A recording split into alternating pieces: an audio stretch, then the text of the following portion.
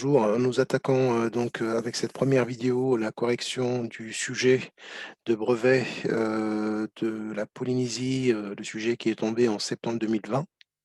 Alors si tu es aujourd'hui présent, c'est que tu prépares certainement le brevet. Alors je te conseille bien sûr avant de regarder cette correction détaillée, de faire toi-même les exercices, sinon ça n'a pas d'intérêt. Même si tu bloques sur certaines questions, c'est pas grave. Tu laisses de côté, tu reviens un peu plus tard. Mais ensuite, tu regarderas, ensuite tu pourras regarder la correction. C'est comme ça qu'on avance et c'est tout à fait normal qu'on bloque, parfois sur certaines questions. Alors j'apporterai pas mal de points, nécessaires ou attendus au niveau de la rédaction du brevet.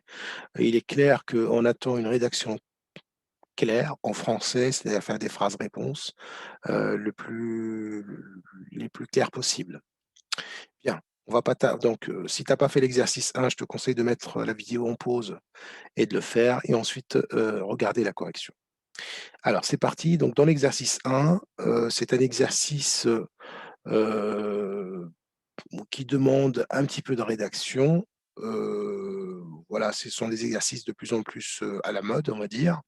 Alors on vous demande ici de donner, quel est le nombre qu'on obtient, quand on exécute ce programme. Donc exécuter un programme, donc c'est le déroulé du programme.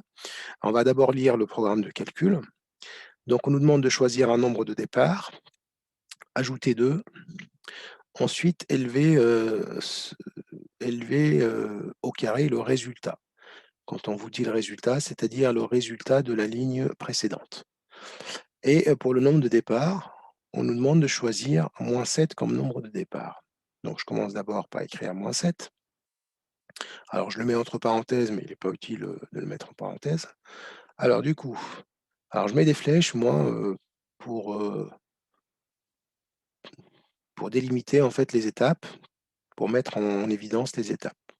Alors -7, mon nombre de départ. Ensuite, je rajoute 2 sur la flèche, je mets l'opération à faire, plus 2. Donc -7 plus 2, le résultat c'est -5. Donc je viens d'effectuer cette étape-là. Ensuite, pour l'étape, suivante du programme, élever au carré ce résultat. Donc on va l'élever au carré, c'est-à-dire -5 au carré. Alors là, il ne faut pas se tromper, le carré d'un nombre est toujours positif, même si le nombre est négatif. Pourquoi? Puisqu'on va multiplier -5 par lui-même et on sait qu'un nombre négatif multiplié par un négatif donne un positif. Donc ça, tu peux le faire à la calculatrice, mais attention, il faudra mettre des parenthèses pour spécifier à la calculatrice que c'est le -5 que j'élève au carré. OK, donc voici le nombre que j'obtiens. Donc il n'y a pas de rédaction supplémentaire à faire. Là, on est assez clair, au niveau de la rédaction. Ensuite, pour la deuxième question, on nous demande de développer et réduire l'expression suivante. Je vous rappelle que développer, c'est-à-dire qu'on va distribuer les nombres, entre parenthèses, sur les suivants. Alors, on va développer tout ça. Donc j'ai 2x moins 3. Alors je vais légèrement transformer l'écriture. 2x plus moins 3, facteur de 4x plus 1. On va développer. Donc on commence par développer. Donc les flèches ici correspondent à des multiplications. Donc du coup, je vais mettre des flèches. Donc on va distribuer le 2x sur 4x, puis sur 1. Et j'ai mis exprès le moins entre parenthèses. Comme ça, je n'ai pas de problème de signe à la fin. Donc 2x fois 4x, ce qui va me donner 8x au carré. Ensuite, plus 2x fois 1, plus 2x, plus moins 3 fois 4x, ça va me donner moins 12x, plus moins 3 fois 1, moins 3. Alors, j'aurais pu écrire plus moins 12x, mais je simplifie, ça me donne moins 2x directement. On vient de développer. Maintenant, il faudra réduire. Alors, pour réduire, c'est-à-dire mettre ensemble les nombres de même catégorie ou les nombres qui se ressemblent. Alors en x au carré, j'ai qu'un seul nombre, 8x au carré. En x, j'ai 2x et moins 12x, ce qui nous fait moins 10x. Et à la fin, j'ai moins 3. Voilà, je viens de développer sans problème, donc c'est fini pour cette question 2. On va passer à la question 3. Alors, qu'est-ce que nous demande sur la question 3? La question 3, sur la figure ci-contre qui n'est pas à l'échelle. Alors, souvent, on marque ici que la figure qui n'est pas à l'échelle, ça veut dire en fait que les mesures qui sont là ne sont pas des mesures réelles. Ça veut dire que cette mesure-là ne fait pas 3,5. Alors, on fait ça pour éviter que les élèves aillent chercher à mesurer que, voilà, donc on mesurait la longueur AB, quoi, prendre la mesure de ce segment-là à la règle. Donc, attention, en géométrie, on ne mesure presque jamais, sauf si c'est vraiment demandé, mais c'est presque jamais, on calcule des mesures.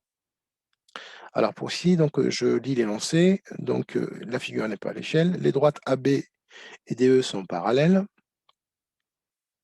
Donc déjà,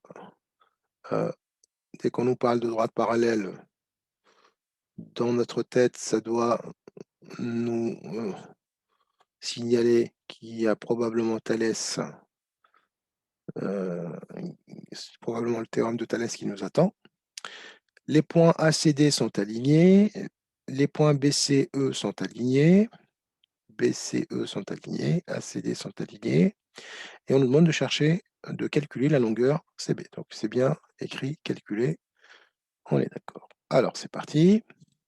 Alors en effet, on est dans une configuration du théorème de Thalès. Alors on va d'abord rédiger. Alors comment je rédige? Bah, pour la rédaction de Thalès, d'abord, il nous faut des points alignés.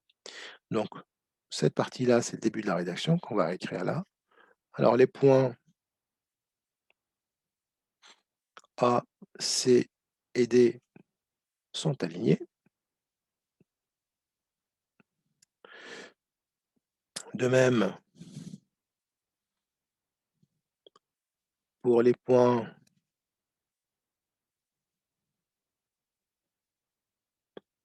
B, C et E. Voilà, donc les points sont alignés. On sait que les droites AB et ED sont parallèles, d'après l'énoncé, hein. Donc, d'après le théorème de Thalès, donc ce qu'on vient d'écrire avant, ce sont les conditions de l'application de ce théorème-là. Maintenant, j'énonce le théorème. D'après le théorème de Thalès, on a, maintenant on va écrire l'égalité des rapports du théorème de Thalès. Alors, je vous rappelle le principe. On part toujours du point d'intersection des deux séquentes, ou bien le sommet commun à ces deux triangles. Nous avons deux triangles semblables, c'est-à-dire que les côtés sont proportionnels 2 à 2. Alors, on part de ce point-là, donc j'ai C, et puis on choisit un côté, hein. Donc, par exemple, si je reste sur cette droite-là, donc ça sera CB divisé par CE. Ça sera égal à CA, passer sur l'autre droite, divisé par CD, est égal à AB, divisé par ED.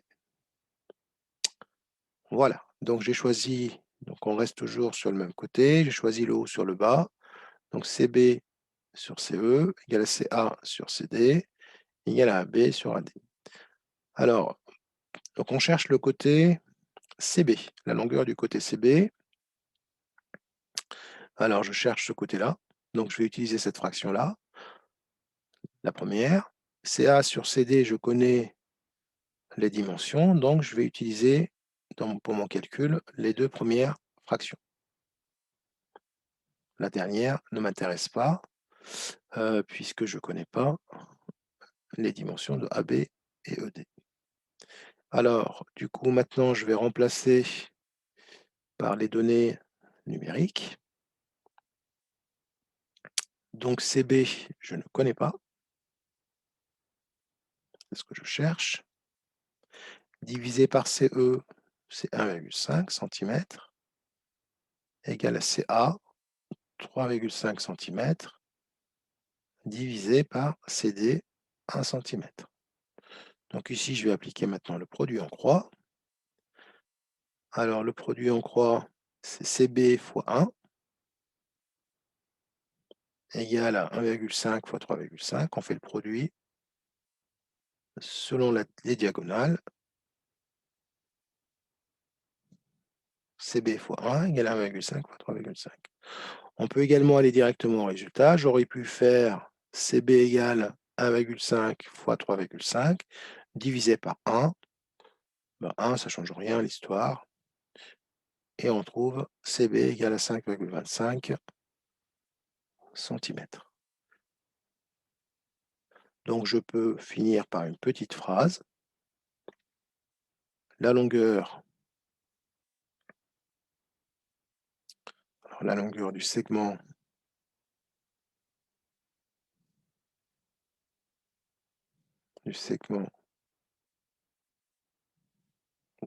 CB, ou la longueur CB tout court, est de 5,25 cm. Alors, maintenant, on peut se poser la question, est-ce que le 5,25 cm, c'est un résultat correct?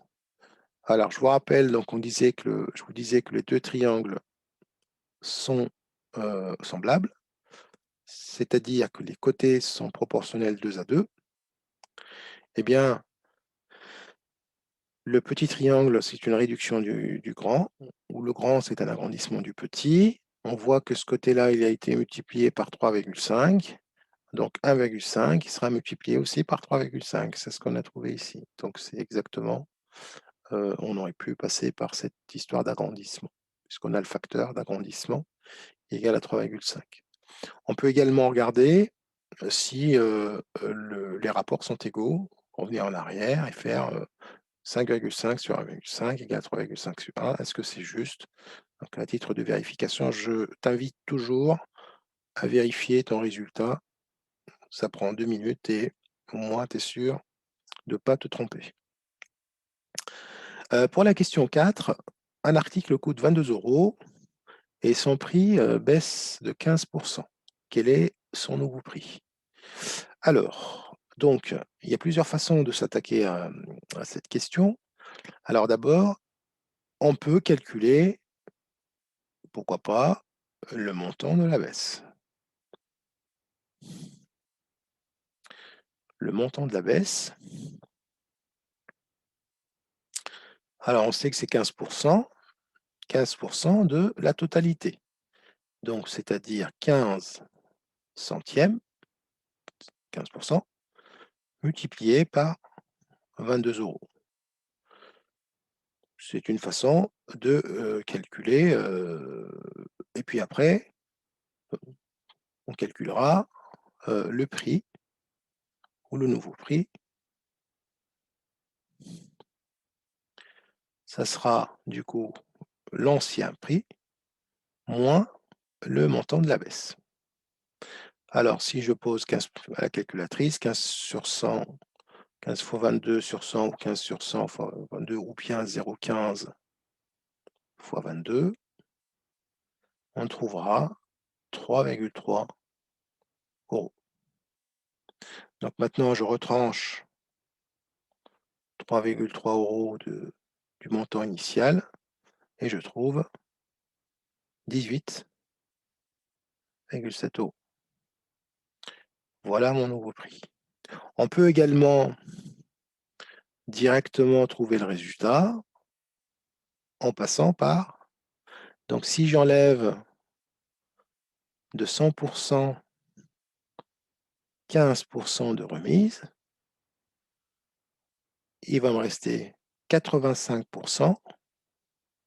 Ça veut dire 85% du prix initial et le nouveau prix, histoire de faire le calcul directement. Donc, deuxième méthode, nouveau prix, 85 centièmes fois 22 €, qui va me donner 0,85 fois 22, et on retrouve évidemment, heureusement, encore le prix initial. Voilà. À toi de choisir la méthode qui te convient.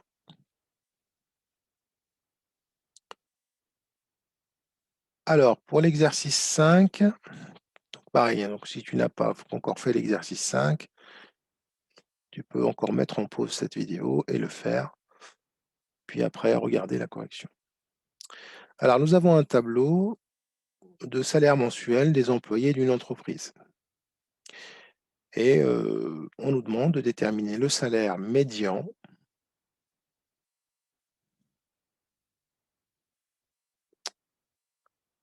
et l'étendue des salaires de cette entreprise. Alors, quand j'entends le salaire médian, ça me rappelle la médiane. Alors, je te rappelle que la médiane, c'est un nombre de la série qui va partager la série en deux groupes de même effectif. Donc, on aura deux groupes, 50% et 50%. Donc, j'aurai 50% de la série des salaires seront inférieurs à cette médiane et 50% des salaires seront au-dessus de ce salaire médian. Alors, comment je trouve cette médiane? Je commence d'abord par regarder l'effectif total, que j'écris grand N. L'effectif total, c'est-à-dire le nombre total des employés. Une fois que tu as l'effectif total, tu vas pouvoir partager la série en deux. Mais d'abord, il faudra calculer l'effectif total. Alors, pour calculer l'effectif total, il faut que tu regardes la ligne où c'est marqué effectif. Donc ici, j'ai 11 salariés, 11 employés qui gagnent 1 300 € par mois, 6 salariés qui gagnent 1 400 € par mois, etc. Pour avoir le total, il suffit d'additionner tous ces effectifs-là, c'est-à-dire 11 plus 6 plus 5 plus 3 plus 3 plus 1 plus 1. Et si j'additionne tout ça correctement, sans faire d'erreur, on va trouver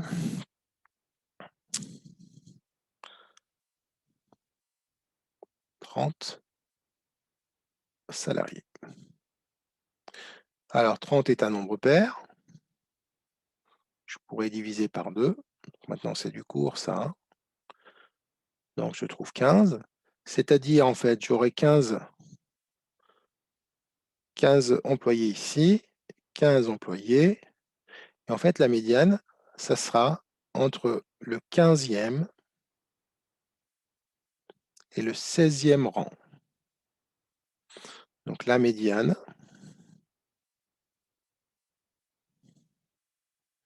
se trouve entre le 15e et le 16e rang. Alors, qu'est-ce que ça veut dire, le 15e rang? Alors, on va regarder le nombre d'employés. Ici, j'ai 11 salariés, 11 employés. Ensuite, je vais chercher le 15e employé. Le 15e employé, on est d'accord, donc 11. Le 12e, il va toucher 1 400 €. Le 13e, il touchera aussi 1 400 €. Le 14e aussi, parce qu'en fait, 11 plus 6, ça fait 17. Ici, j'ai déjà 17 salariés. Donc, le 15e et le 16e, les deux toucheront 1 400 €. Eh bien, la moyenne, la médiane, c'est la moyenne de ces deux valeurs. 1 400 plus 1 400, la moyenne des deux, donc c'est 1 400. On n'a même pas à la poser. Donc, on sait que cette médiane, c'est 1 400 €. Alors, je vais faire une petite phrase quand même réponse pour dire que c'est le salaire médian. Alors, le salaire médian est de 1 400 €, c'est-à-dire que 50% des employés gagnent moins de 1 400 € par mois et 50% des employés, les 50% gagnent plus que 1 400. Et 50% des employés gagnent plus de 1 400 € par mois dans cette entreprise, bien sûr. Voilà. Souvent, on vous demande d'interpréter la médiane ou le salaire médian, et il faut savoir rédiger cette phrase. Alors, dernière question de cet exercice. On nous demande de calculer l'étendue. Question cadeau, hein. Alors, l'étendue d'une série, c'est la valeur maximale moins la valeur minimale. C'est-à-dire le plus grand salaire moins le plus petit salaire. Alors, si je regarde, le plus grand, c'est 3 500 et le plus petit, c'est 1 300. 3 500 moins 1 300 €, ce qui va nous donner 2 200 €. Alors, une petite précision quand même. Attention, cette remarque, je vais la faire aussi bien pour l'étendue que pour la médiane.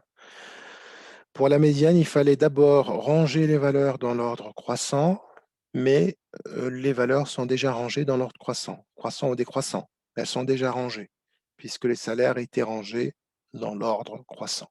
Donc, on n'avait pas à le faire. C'est pour ça qu'on a démarré directement, que j'ai cherché directement la 15e valeur, sans me soucier du rangement. Ensuite, pour l'étendue aussi, si mes valeurs n'étaient pas rangées, 3 500 aurait pu ne pas être la plus grande. Donc attention, avant d'aller chercher quoi que ce soit, il faut bien être sûr que les valeurs sont bien rangées dans l'ordre, croissant ou décroissant, et en tout cas rangées. Voilà pour cet exercice très intéressant.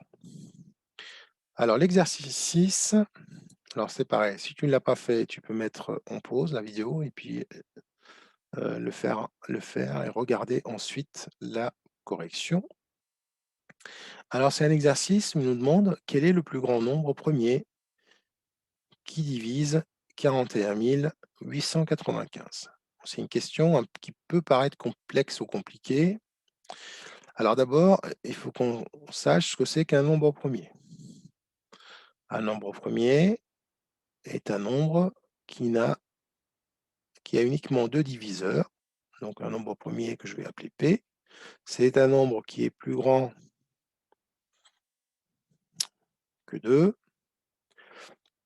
d'accord? Parce que 1 ne fait pas partie, ce n'est pas un nombre premier. Et il a uniquement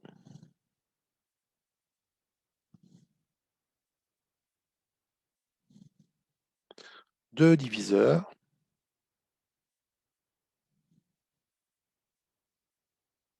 1 et lui-même. Alors 1, il divise tous les nombres, hein, c'est le diviseur universel. Donc 2, par exemple, est un nombre premier puisqu'il n'a que 2 diviseurs, 1 et 2. Alors la question ici, on cherche le plus grand nombre premier qui divise 41 895. Alors la méthode la plus simple ici, c'est pareil, donc il y a plusieurs méthodes. Moi, je vous conseille d'abord de décomposer ce nombre en facteurs, en produits de facteurs premiers.